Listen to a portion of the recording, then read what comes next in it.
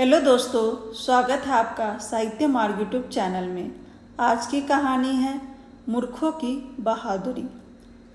पर्वत की तराई में सुंदर नगर नामक गांव बसा हुआ था।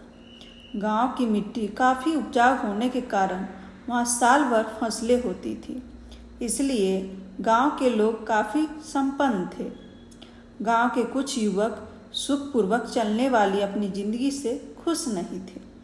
वे कुछ नया और बहादुरी का काम करना चाहते थे ताकि लोग उनकी बहादुरी की चर्चा करें। एक दिन उन युवकों ने बैठकर सलाह की कि गांव में रहकर तो हम कोई साहसपूर्ण काम कर ही नहीं सकते, इसलिए हमें राजा के पास जाना चाहिए। वही हमें कोई ऐसा काम दे सकते हैं जिसमें हम अपने साहस का परिचय दे सकें। यह निश्चय करके वे गांव से निकल पड़े।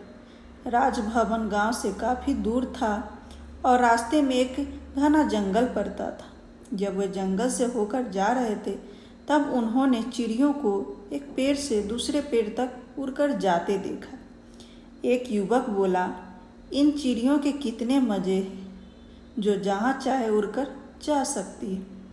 काश हम भी इन पक्षियों की तरह उड़ सकते। उसकी बात सुनकर दूसरा युवक बोला, यह कौन सा मुश्किल काम है, हम भी आसानी से उड़ सकते हैं। बस हमें एक ऊंचे पेड़ पर चढ़ने की ज़रूरत है। वहाँ से हम भी अपने बाहों को फैलाकर पक्षी की तरह हिलाएंगे तो हम भी हवा से उड़ सकेंगे। इसके लिए बस थोड़ी सी हिम्मत की ज़रूरत है। उस युवक की बातें सुनकर सभी युवक जोश में आकर एक ऊंचे पेड़ पर चढ़ गए। पेड़ की ऊंची शाखा पर बैठकर वो काफ़ी खुश थे। जोश में आकर एक के एक बाद एक दो युवक ने अपनी बाहें फैलाकर उड़ने की कोशिश की, पर उनकी उड़ने की इच्छा पूरी नहीं हो सकी और वे जमीन पर गिरकर मर गए। उन दोनों को मरते देखकर एक युवक बोला, मुझे लगता है कि भगवान में उड़ने की क्षमता केवल पक्षियों को ही दी है, हम इंसानों को नहीं। इसलिए हमें हवा में उड़ने के बारे में नहीं सोचना चाहिए। दूसरे युवक ने भी उस युवक की हाँ में हाँ मिलाई और वे सब पेड़ से नीचे उतर आए। वे अपने मरे हुए दोनों मित्रों को देखकर बहुत दुखी थे। एक युवक बोला, हमारे इन मित्रों ने सिद्ध कर दिया कि वे साहसी थे, परंतु साहस दिखाने पर भी वे हवा में उड़ नहीं पाए, क्योंकि इंसानों के लिए ऐसा कर पाना असंभव है। इसके बाद वे राजभवन की ओर चल पड़े। इसी तरह चलते एक दिन वह राजमहल तक पहुंच गए। महल की खूबसूरती देखकर वह हैरान थे। आज्ञा पाकर वे महल के भीतर प्रविष्ट हुए। जब वे राज दरबार में पहुंचे उस समय राजा अपनी रानी के साथ सोने के बड़े से सिंहासन पर विराजमान थे। राजा को प्रणाम करने के बाद एक युवक ने अपना परिचय देते हुए कहा, महाराज, हम लोग दूर के गांव से आपके दरबार में आए हैं। हम लोग कोई साहसपूर्ण कार्य करना चाहते हैं, इसलिए कृपया आप हमें कोई ऐसा काम दें जिसे करके हम अपने साहस का परिचय दे सकें। युवक की इच्छा सुनकर राजा दंग रह गया।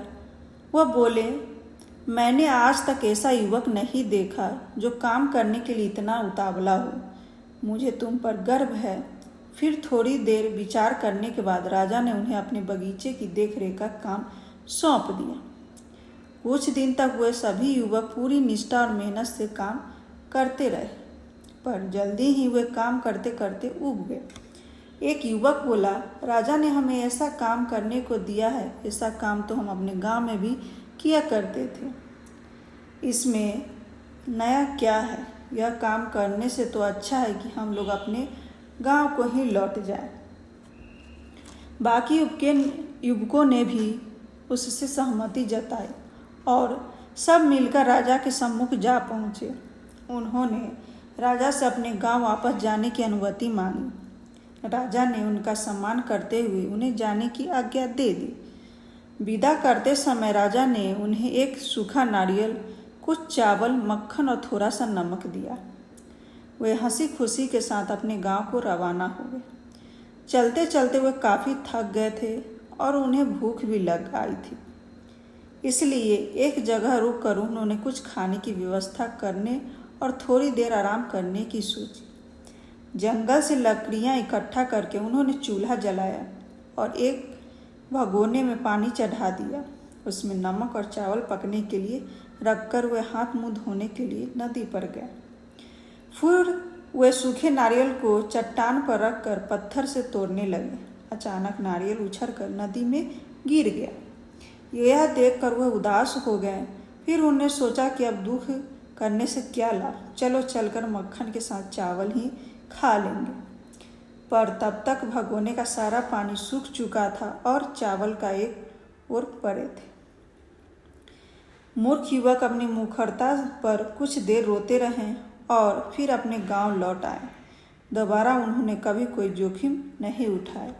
इस वीडियो को लाइक एंड शेयर करें, इस चैनल को सब्सक्राइब करें। धन्यवाद।